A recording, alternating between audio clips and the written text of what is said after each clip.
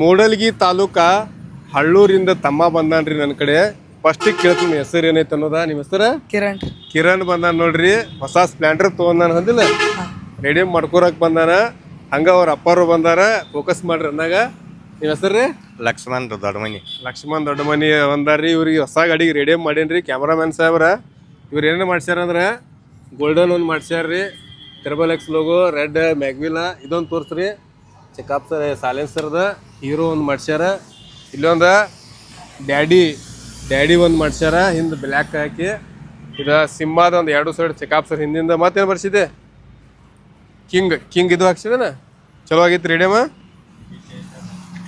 ಆಗೈತಿ ನಮ್ಮ ಕಿರಣ.